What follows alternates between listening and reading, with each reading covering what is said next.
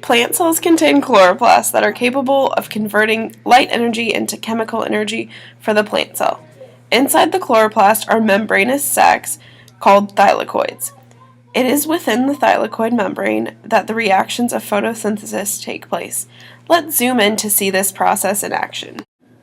A photon strikes a pigment molecule in a light harvesting complex of photosystem 2, which will boost one of the electrons to a higher energy level.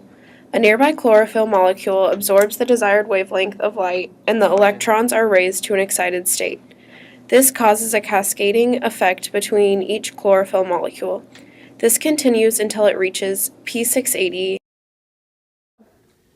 I'm an excited P680. Yay, and I'm accepting electrons.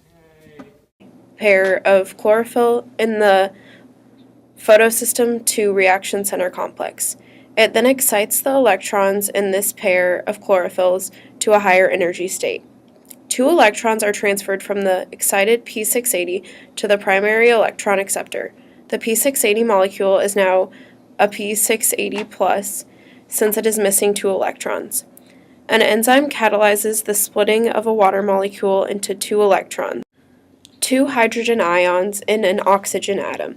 These 2 electrons are donated to the P680 molecule to bring it back to a stable state.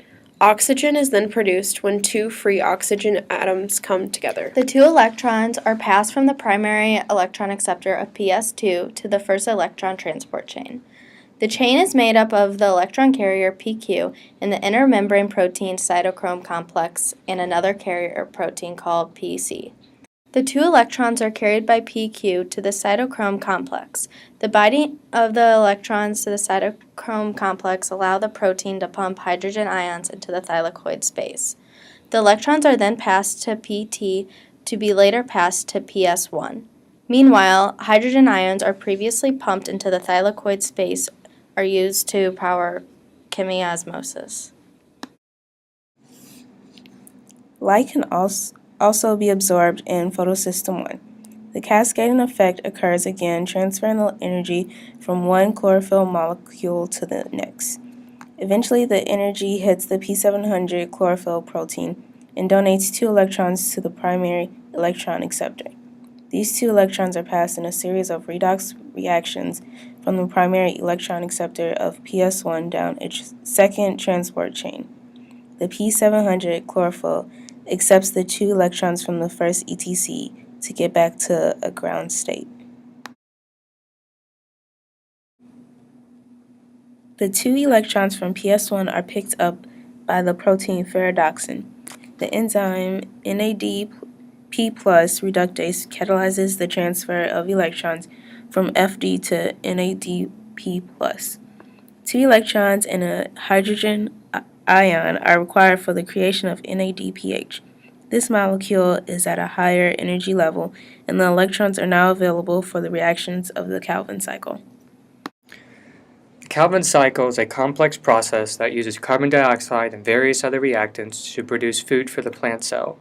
It is the light-independent part of photosynthesis and takes place in the stroma of the chloroplast. RUBP is a 5-carbon chain with 2 phosphates capped on the ends. This is our starting molecule for the process. Phase 1 of the Calvin cycle is carbon fixation. This is the addition of a carbon from carbon dioxide to the RUBP molecule. Rubisco is the enzyme that adds a carbon to the RUBP molecule. The addition of a carbon to RUBP causes the molecule to be unstable, which causes the molecule to split into 2 3-carbon chains with 1 phosphate group on an end. ATP comes by and adds a phosphate group to the other end of the molecule. As phase 1 comes to an end, NADPH enters the picture. One of the carbon molecules is used as sugar for the cell and the other one is used to regenerate RUBP. The carbon molecule not used for food has 2 carbons added